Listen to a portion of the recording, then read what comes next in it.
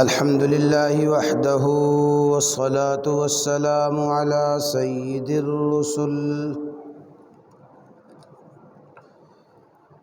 سيد الرسل وخاتم الأنبياء.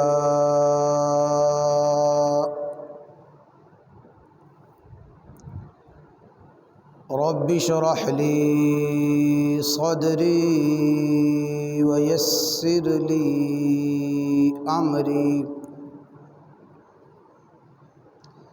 واحلل عقدة من لساني يفقه قولي. رب زدني علما رب زدني علما رب زدني علما. سبحانك لا علم لنا إلا ما علمتنا إنك أنت العليم الحكيم. أعوذ بالله من الشيطان الرجيم. بسم الله الرحمن الرحيم. ولو أرادوا الخروج لأعدوا له عدة ولو أرادوا الخروج لأعدوا له عدة ولكن كره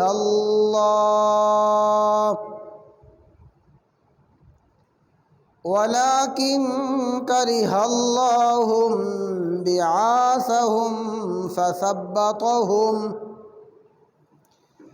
وقيل اقعدوا مع القاعدين. صدقت يا رب العالمين وصدقت يا أرحم الراحمين. إن الله وملائكته يصلون على النبي يا أيها الذين آمنوا صلوا عليه وسلموا تسليما. دروشی پڑھ لیں. اللهم صل على محمد وعلى آل محمد كما صليت على إبراهيم وعلى آل إبراهيم إنك حميد مجيد. اللهم بارك على محمد وعلى آل محمد كما باركت على إبراهيم وعلى آل إبراهيم إنك حميد مجيد.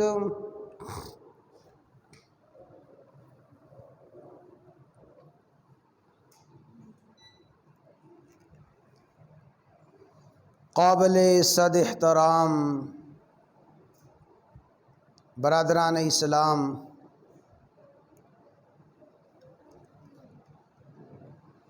قرآن مجید فرقان حمید کے 10ویں پارہ سورۃ التوبہ کی آیت نمبر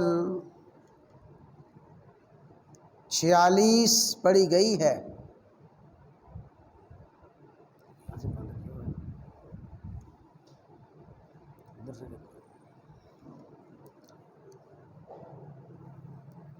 ادھر بٹن دیکھو جو اس طرف ہے.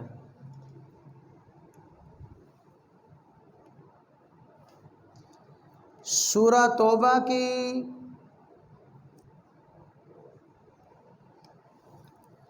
آیت نمبر 46. پہلے اس کا ترجمہ سماعت فرما لیں، پھر انشاءاللہ العزیز اس آیت کریمہ کی روشنی میں چند باتیں عرض کی جائیں گی.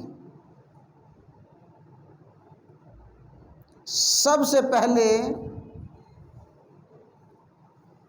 ترجمہ سماعت فرما لیجئے۔ ارشاد باری تعالی ہے وَلَوْ أَرَادُوا الْخُرُوجَ، اگر ان لوگوں کا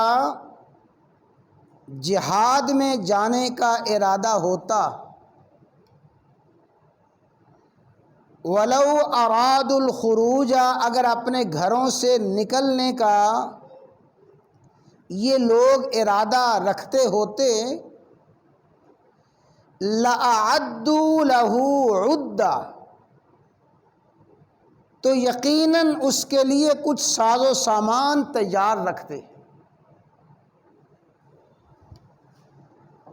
جہاد میں جانے کی تیاری کر کے رکھتے اگر ان کا جہاد میں جانے کا ارادہ ہوتا۔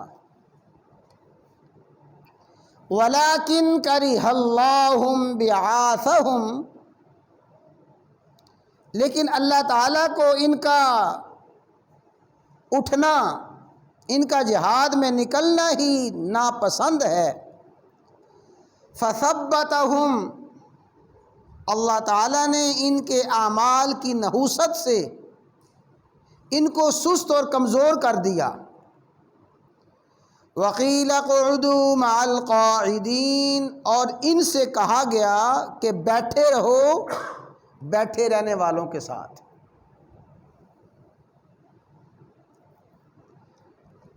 یہ سورۃ التوبہ کی آیت نمبر 46 ہے۔ اس کا مختصر پس منظر عرض کر کے پھر انشاءاللہ العزیز گزرنے والے ایام کے حوالے سے کچھ بات عرض کی جائے گی۔ یہ آیت کریمہ اور پوری کی پوری سورۃ التوبہ اللہ تعالیٰ نے غزوہ تبوک سے متعلق نازل فرمائی۔ غزوہ تبوک رسول اللہ صلی اللہ علیہ وسلم کی حیات طیبہ کا وہ آخری غزوہ اور آخری جنگ ہے جس میں رسول اللہ صلی اللہ علیہ وسلم بنفس نفیس شریک ہوئے۔ اور غزوہ تبوک کو قرآن کریم نے ایک دوسرا نام دیا ہے العسرہ، اور سیرت کی کتابوں میں اس کو کہا جاتا ہے جیش العسرہ۔ عسرہ کا لفظی معنی ہے انتہائی تنگی، مشکل اور انتہائی پرکٹھن حالات۔ غزوہ تبوک جس وقت پیش آیا شدید ترین گرمی کا موسم تھا اور مالی لحاظ سے مسلمان انتہائی تنگ دستی، انتہائی کسمہ پرسی کا شکار تھے، اور حالات یہ تھے کہ مد مقابل دشمن اپنے وقت کی سب سے بڑی طاقت کہلاتا تھا۔ اس سے پہلے مسلمانوں کا ایسی عظیم طاقت کے ساتھ مقابلہ نہیں ہوا تھا۔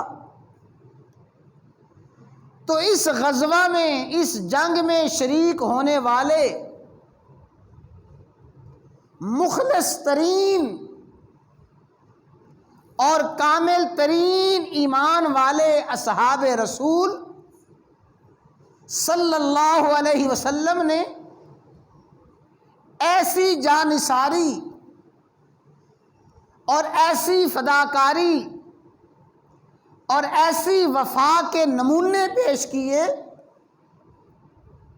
کہ تاریخ ان کی مثال پیش کرنے سے قاصر ہے۔ یہی غزوہ تبوک ہے جس میں سیدنا فاروق اعظم رضی اللہ تعالی عنہ اپنے گھر کا کل سامان اکٹھا کر کے آدھا سامان، نصف سامان لا کے پیش کرتے ہیں۔ اسی غزوہ تبوک میں صدیق اکبر رضی اللہ تعالی عنہ نے سارے کا سارا سامان حاضر خدمت کر دیا تھا۔ حضرت عبد الرحمن بن عوف رضی اللہ تعالی عنہ، حضرت عثمان ذو النورین رضی اللہ تعالی عنہ اور دیگر صحابہ نے بڑا بڑا مال پیش کیا، لیکن جو کمزور تھے اور جو غریب صحابہ تھے وہ بھی پیچھے نہ رہے۔ کئی صحابہ انہوں نے ساری رات محنت مزدوری کی اور کنویں کو چلاتے رہے، کنویں میں سے پانی نکالتے رہے، ساری رات باغ کو سیراب کرتے رہے۔ جو تھوڑی سی کھجوریں مزدوری میں ملیں وہ کھجوریں لا کے بھی پیش کر دیں۔ ایک صحابیہ نے عجیب فداکاری جانثاری کا منظر پیش کیا۔ اپنے تھوڑے سے بال، سر کے بال لے کے حاضر خدمت ہوتی ہیں۔ یا رسول اللہ صلی اللہ علیہ وسلم، میں نے اپنے گھر میں دیکھا، مجھے ان بالوں کے علاوہ کوئی چیز نظر نہ آئی، آپ یہ بال قبول فرمائیں۔ فرمایا ان بالوں سے میں کیا کروں گا؟ عرض کرنے لگی یہ بال اور تو کسی کام نہیں آ سکتے، کسی مجاہد کے سواری کی رسی بن سکتی ہے اور رسی کے طور پہ کام آ سکتے ہیں۔ ایک صحابیہ ایک معصوم سا بچہ، شیرخوار بچہ لے کے حاضر ہو گئی، یہ شیرخوار بچہ قبول فرما لیجئے۔ فرمایا اس کو میں کیا کروں گا؟ عرض کرتی ہے جب کوئی دشمن کا تیر آپ کی طرف آئے آپ اس شیرخوار بچے کو آگے کر دیں، بچہ اللہ کے راستے میں شہید ہو جائے، میرے پاس تو یہی دولت تھی۔ تو بڑے بڑے صحابہ نے اپنا مال و دولت پیش کیا، غریب اور نادار مخلص صحابہ نے اپنی استطاعت کے مطابق مال پیش کیا۔ لیکن سنیں، کچھ ایسے بدقسمت بد نصیب لوگ تھے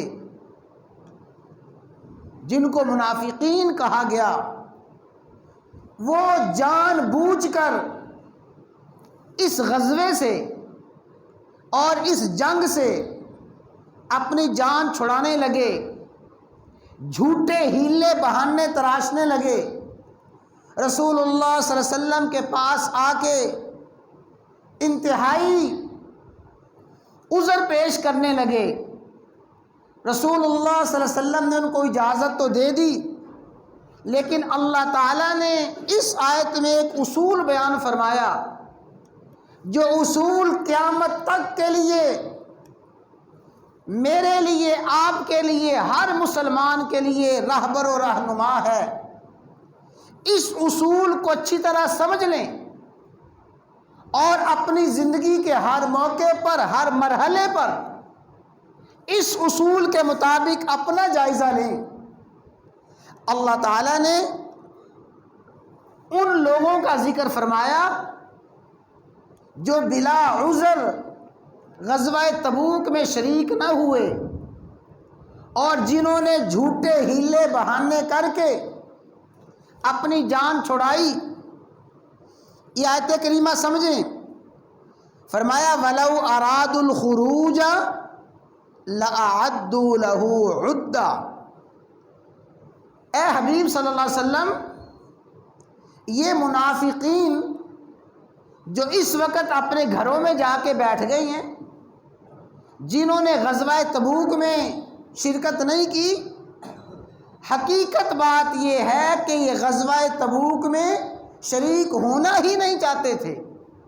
ان کا اس جنگ میں، اس غزوے میں آنے کا کوئی پروگرام ہی نہ تھا، ارادہ ہی نہ تھا۔ اور اس کا ثبوت کیا ہے؟ ان کا ارادہ کوئی نہیں، ان کا پروگرام کوئی نہیں۔ اس کا ثبوت یہ ہے کہ انہوں نے اس سفر کے لیے کوئی تیاری نہیں کی، اس سفر کے لیے کوئی ساز و سامان تیار نہیں کیا۔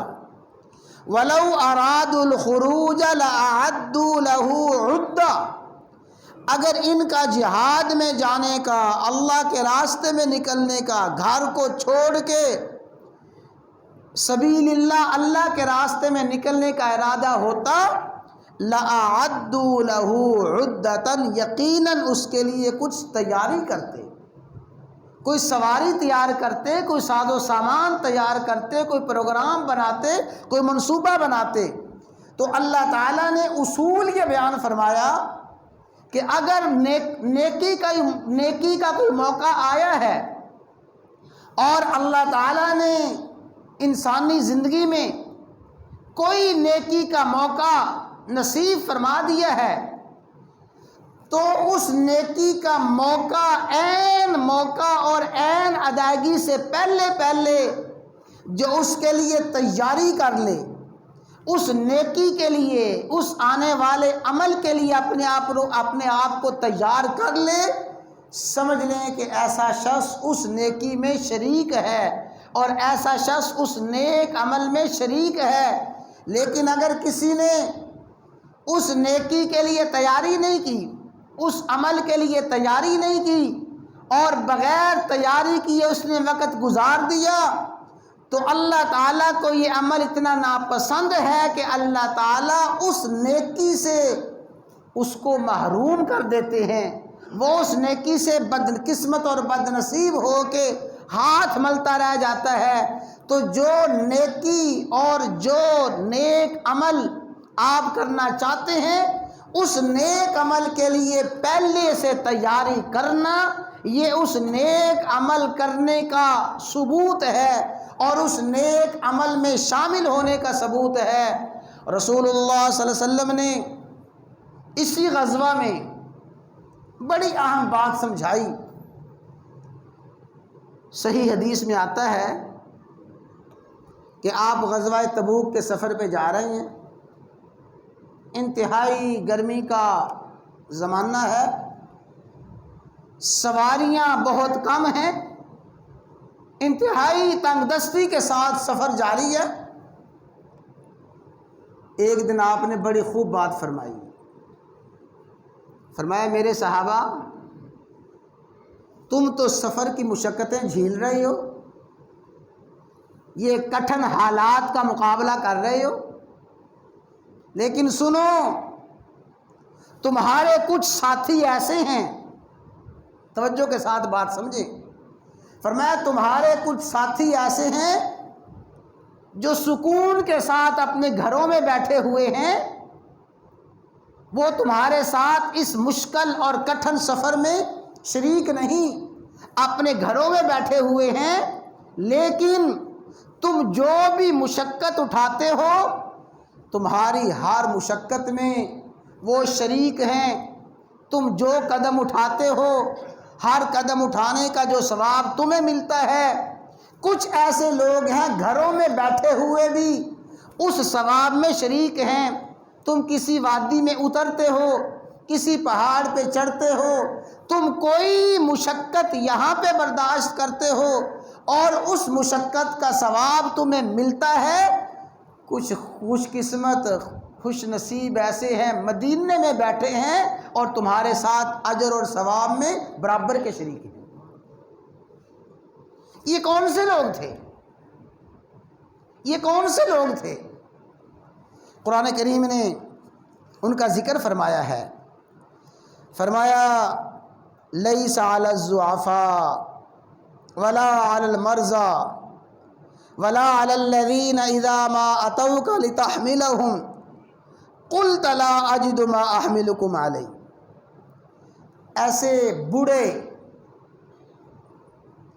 بوڑھے صحابہ، کمزور صحابہ اور ایسے شدید بیمار، وہ بوڑھے مکمل جذبات رکھتے ہیں کہ ہم بھی جہاد میں شریک ہوں. وہ بوڑھے مکمل عزم ارادہ رکھتے ہیں کہ ہم بھی اللہ کے راستے میں نکلیں. اور وہ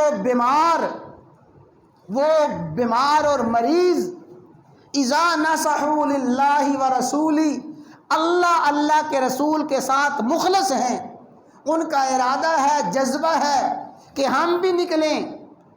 لیکن کچھ لوگ اپنے بڑھاپے کی وجہ سے، کچھ لوگ اپنی بیماری کی وجہ سے تمہارے ساتھ آ نہیں سکے، اور کچھ ایسے لوگ ہیں جو آپ کی خدمت میں حاضر ہوئے تھے اور آپ سے آ کے عرض کیا تھا کہ یا رسول اللہ صلی اللہ علیہ وسلم، آپ ہمیں بھی سواری عطا فرما دیں، ہم نے بھی جہاد میں جانا ہے، سواری کوئی نہیں ہے، ہمارے پاس نکلنے کے لیے کچھ وسائل نہیں ہیں، آپ ہمیں سواری دے دیں.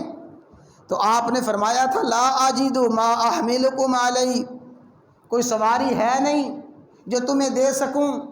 ان کے پاس سواری نہیں تھی، ساز و سامان نہیں تھا. جب وہ ساز و سامان اور سواری نہ ہونے کی وجہ سے جہاد میں شریک نہ ہوئے، ان کی حالت دیکھیں. تولوا، وہ آپ کی مجلس سے اٹھ کے گئے. وَأَعْيُنُهُمْ تَفِيضُ مِنَ الدَّمِ حَزَنًا، پریشانی میں، بے بسی میں ان کی آنکھوں سے آنسو بہہ رہے تھے، وہ رو رہے تھے. بے بسی یہ تھی میں بوڑھا ہوں، جہاد میں جا نہیں سکتا. بے بسی یہ تھی میں بیمار ہوں، جہاد میں جا نہیں سکتا. بے بسی یہ تھی میرے پاس کوئی سواری نہیں ہے، جہاد میں جا نہیں سکتا.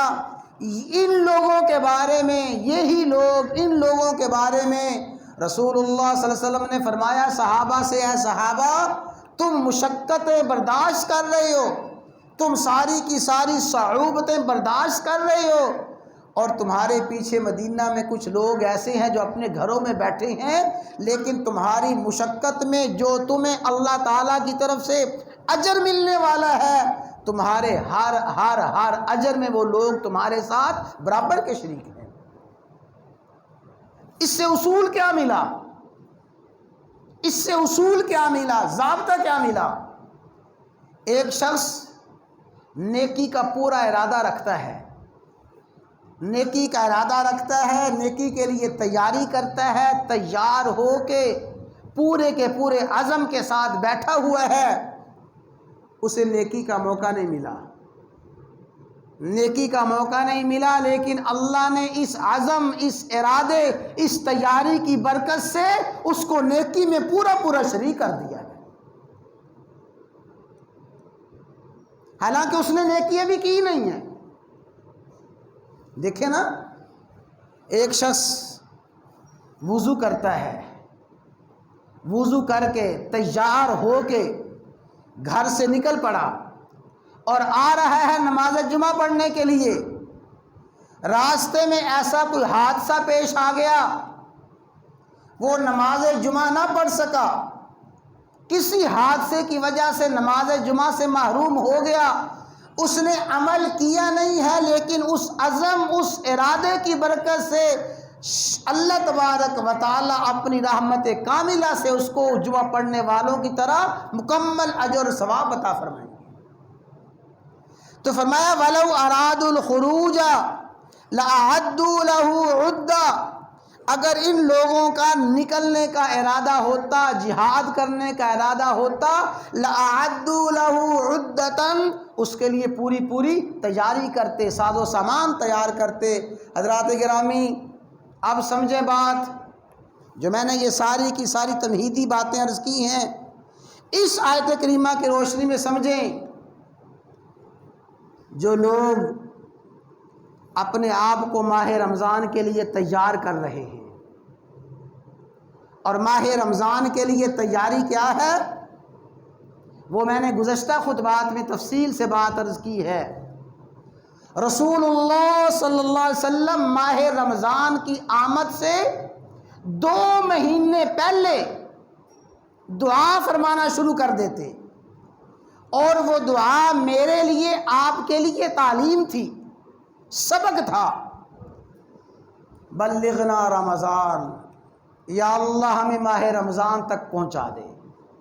دعائیں ہو رہی ہیں، رجب کا پورا مہینہ دعا فرمائی جا رہی ہے، اللہم بارک لنا فی رجب و شعبان و بلغنا رمضان۔ رجب کا مہینہ دعا، شعبان کا مہینہ دعا، یہ کیا ہے؟ رمضان کے لیے تیاری ہو رہی ہے۔ اور پھر جو ہی شعبان کا مہینہ آتا، رسول اللہ صلی اللہ علیہ وسلم ماہ شعبان میں اتنی کثرت کے ساتھ روزے رکھتے، حدیث مبارکہ میں آتا ہے سوائے چند دنوں کے پورا مہینہ شعبان کا رسول اللہ صلی اللہ علیہ وسلم روزے رکھتے رکھتے گزارتے۔ یہ کیا ہے؟ رمضان کے لیے تیاری ہے۔ اور پھر رمضان کے مہینے میں دعائیں فرماتے، شعبان کا اور رجب کا مہینہ دعائیں فرماتے رہتے، شعبان کے مہینے میں روزے رکھتے رہتے۔ پھر رسول اللہ صلی اللہ علیہ وسلم صحابہ کرام کو خطبہ ارشاد فرماتے، اور صحابہ کرام کو آپ خطاب فرماتے۔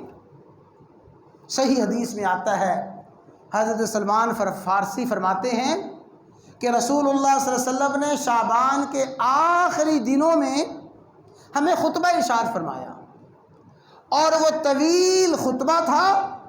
اس پورے خطبے میں رسول اللہ صلی اللہ علیہ وسلم نے ماہ رمضان کی آمد کا ذکر فرمایا، ماہ رمضان میں کی جانے والی عبادات کا ذکر فرمایا، اور ماہ رمضان میں اعمال کے اجر اور ثواب کا ذکر فرمایا، افطاری کا ذکر فرمایا، اور افطار کروانے والے کو اجر اور ثواب کا ذکر فرمایا، اور پھر آپ نے کہیں سحری کا ذکر فرمایا۔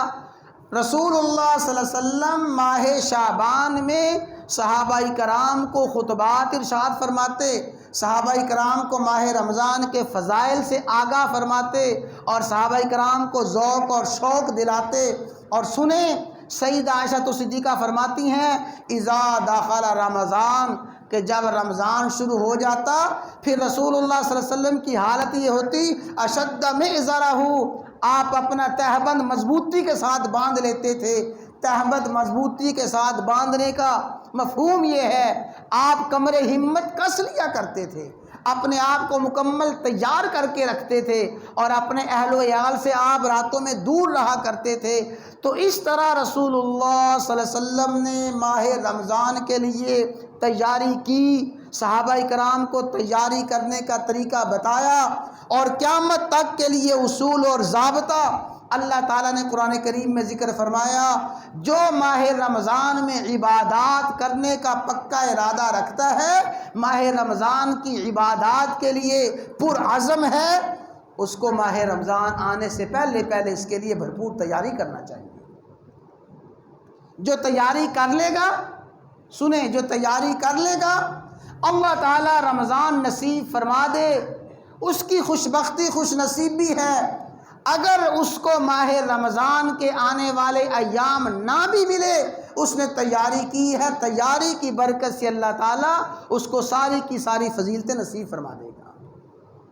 اب اگلی بات سن لیں، رسول اللہ صلی اللہ علیہ وسلم نے ایک صحابی سے فرمایا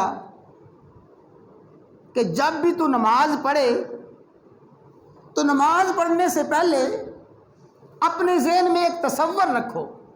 بڑی بڑی توجہ کے ساتھ بات سنیں۔ فرمایا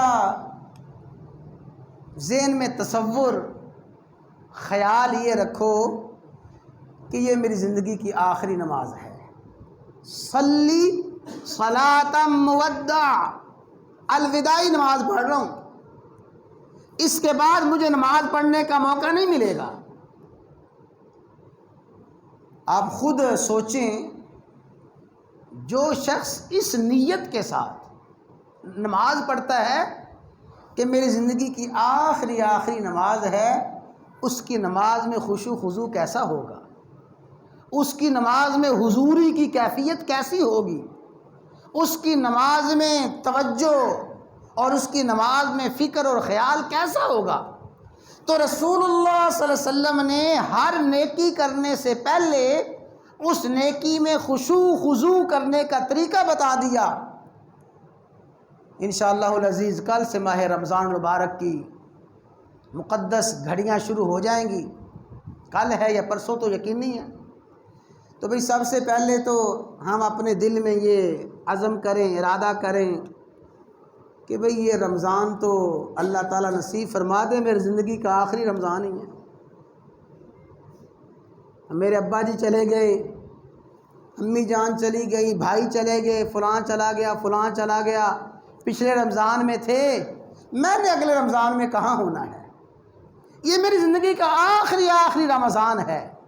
اللہ تبارک و تعالیٰ کی بارگاہ میں سجدہ شکر بجا لائیں، دعائیں کریں، اللہم سلمنا لرمضان، یا اللہ تو ہمیں ماہ رمضان کے لیے سلامتی نصیب فرما، صحت عافیت عطا فرما ماہ رمضان کے لیے۔ دعائیں کرتے رہیں، انتہائی ذوق اور شوق، جذبہ اور ہمت اپنے اندر پیدا کر کے دعائیں کریں، اور جب کل سے اللہ تعالی ہمیں نصیب فرما دے پھر یہی تصور رکھیں کہ یہ تو میری زندگی کا آخری رمضان ہے، پھر مجھے کہاں روزے نصیب ہونے ہیں، پھر مجھے کہاں تراویح نصیب ہونی ہے، پھر یہ افطاری کے لمحات، یہ سحری کے بابرکت لمحات مجھے کہاں نصیب ہونے ہیں، یہ افضل سے افضل ایام کہاں نصیب ہونے ہیں۔ اس تصور کے ساتھ، اس خیال کے ساتھ، جیسے فرمایا صلی صلاتم مودع، الوداعی نماز ہے، لوگوں میری زندگی کا الوداعی رمضان ہے، مجھے آئندہ رمضان نصیب نہیں ہونا، اس جذبے کے ساتھ، اس عزم کے ساتھ ہم رمضان کو شروع کریں تو پھر انشاءاللہ ثم انشاءاللہ اللہ تعالی ہمارے اندر ہمت ضرور پیدا فرما دیں گے۔ تو میرے بھائیوں، یہ ہم اس کے لیے اپنے آپ کو تیار کریں۔ تو اپنا جائزہ لیں، میں اپنا جائزہ لوں، آپ اپنا جائزہ لیں کہ ہم نے شعبان کے ایام میں رمضان کی کتنی تیاری کی ہے، کتنے کو روزے رکھے ہیں، اپنا معمولات زندگی کو کتنا بدلنے کی ترتیب بنائی ہے، اپنے سفر کو، اپنی دیگر آمد کو اور دیگر ضروریات زندگی کو کتنا کم کرنے کی ترتیب بنائی ہے۔ جنہوں نے بھئی ماہ رمضان کے لیے تیاری کر لی ہے، مبارک ہو، اللہ نے رمضان کی ساری برکات ان کو نصیب فرما دی ہیں۔